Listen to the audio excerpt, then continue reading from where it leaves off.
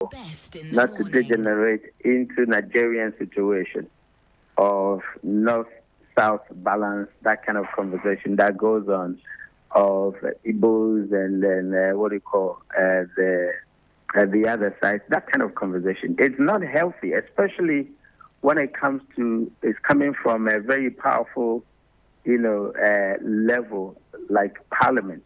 You want to be very, careful. You want to be very, tactful about the kind of pronouncement you make. I mean, if people who are playing, dummy or whatever under the tree are actually having such a conversation, you would appreciate. And then, of course, because they might not perhaps appreciate the kind of death that could actually, kind of impact on the general public. So specific, tribal comments, etc., perhaps we want to eschew that, and then, of course, leave it to the general public to make in terms of their analysis. But I think that, you could underscore it from a different point.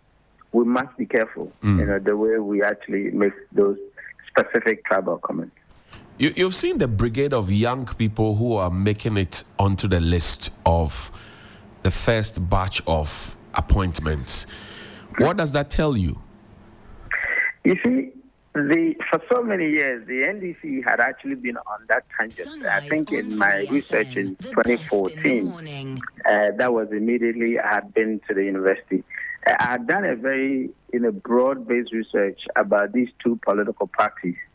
And I had made a point that perhaps there seems to be a certain unconscious rebranding from the NDC side, starting from 2008, when, President Atamils of blessed memory, may his soul rest in peace, actually took over the reins of the leadership.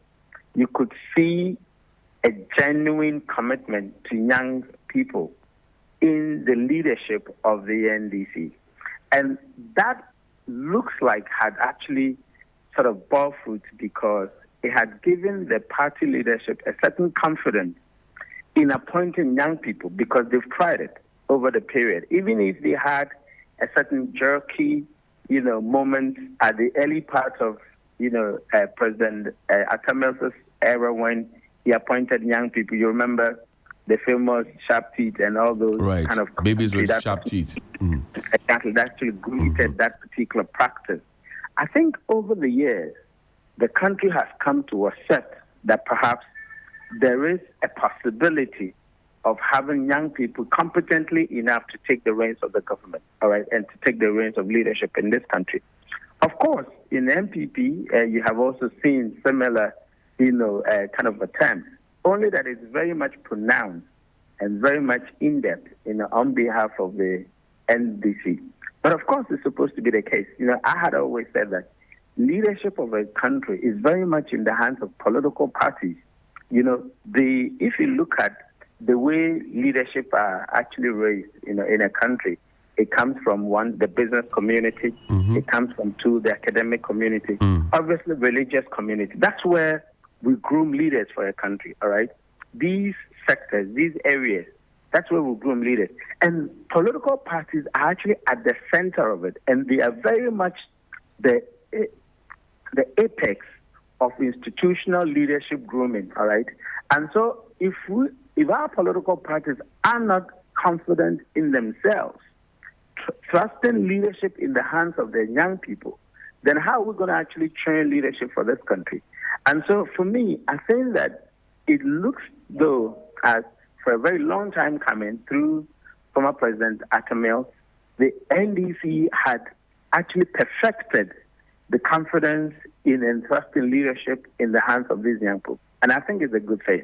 And not only that, also about women leadership. I mean, the kind of women that we see, taking leadership positions over the period had been exemplified by the NDC. Clearly, the NPP had also been doing that. We saw, former President Kufuor. We saw former President Nanado also bringing up certain leadership positions. My own university has seen an avalanche of women taking apex positions, all right, and exhibiting excellent leadership traits, all right. But of course, it has to be deliberate. I mean, when you ask other people, they will say that it's still insufficient. We need to sort of deepen it, in various sectors of this country. When you go to AGI, you would see quite a number of women entrepreneurs who are actually managing huge enterprises. I was shocked when I went to Tamale to meet there's this lady there, I forgot her name, but she manages one of the factories there. Very huge factory about oil making, etc. And these are the kind of things that we expect, all right, the society to make. The diversity of our leadership traits has to be increased and enhanced. And so I think that it's been a long time coming from the NDC's quarters. And they feel absolutely confident in themselves appointing young people into positions of authority. And I'm sure that the political parties must actually deepen it, and they must actually take it up as a duty. What should the NDC do with the older folks who have a wealth of experience at this time? See, Johnny, yes, older folks have their place in society. Of course, we say that, that is a wealth of experience that people would want to share, especially with the young people. They have experience, that they've been there, they've done that, all right. Now, majority of the time when you look at, countries, etc., most of the time the older folks are actually serving as an advisory. And I can give you an institutional example. If you go to England, for example, all right, they have a bicameral chamber. They have the first and the second chamber, right. the Lords. Right. The Lords are where you have the older folks, there, where bills are actually sent for advice, for review, and it comes back to the first chamber where they pass the bills, all right? And so institutionally, there's an example of how older folks are actually, applied, or how they actually integrated into the decision-making of society. In our own country, you have the Council of State members, all right? When you go there, you see that majority of them are people who have actually performed, who have actually been there, done that, and they have lots of experience. They are the ones who are actually advising the president and the leadership of the country about, certain sensitive positions. So we're not saying that just appoint young people and throw the old people away. No. The question is, there's a role that the old people play. They hold hands of the young people, they mentor them, and they make sure that because they have the energy, they can do the legwork, whilst we back them up with a very good, authentic, counsel. And I think that's how we're supposed to play it. The President of the Republic has about 7,000 appointments to make. Mm-hmm. And I know by now, for those of you who taught us how to do lobbying, etc., lobbying is happening at different levels, at different places. What should the president be considering at this point, and what should he be thinking so that he doesn't make a wrong choice? Well, I think that the president knows what is good for him. I mean, he obviously, better than any of us, understands what it means to deliver, because he suffered a certain public perception in the past with regards to his own delivery. He probably felt that he's done so much. The country thought that he hasn't. We voted him out because we thought that it was non-delivery in terms of that first administration. So he very much, understands what it means to deliver. But of course, what it means to deliver in the perspective of the party and the country. Now, people will lobby, but you would have to ask yourself, have they got the political competency? And remember, I didn't say competency, the political competency, in order that they could actually deliver in a manner that you wouldn't suffer the kind of perception you did in the first, administration, the first Mahama administration. So he wants to combine, political competencies with, technical competencies in order that he could actually achieve his mandate and hand over a very successful country to the country.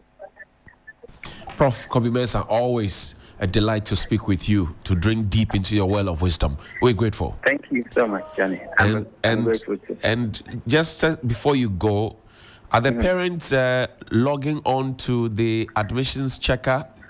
Absolutely. The site is always active. And the good thing is that they're finding, the kind of courses that they've been looking for. Don't forget, some of the schools haven't actually completed, haven't actually closed admissions. They're still admitting. Obviously, some of the highlight schools, have actually completed admissions. But there are so many other schools that are still, admitting. And so parents are actually using the site, making sure that they can make realistic choices. So thank you so much for that. And we are still sojourning on making sure that we can bring quality and some satisfaction to, parents and students alike. Professor Kobe Mensah, pump up. Pump up. Have a great day, I'm sir. grateful, sir. Pleasure, sir. Pleasure. That's Professor Kobe Mensah there on the Invest Your Ghana Business School. Joining us here on Sunrise on 3FM 92.7. It's only 12 minutes to the top of the hour. Tia Dole Mole, good morning to you. The best in the morning is on 92.7 Sunrise.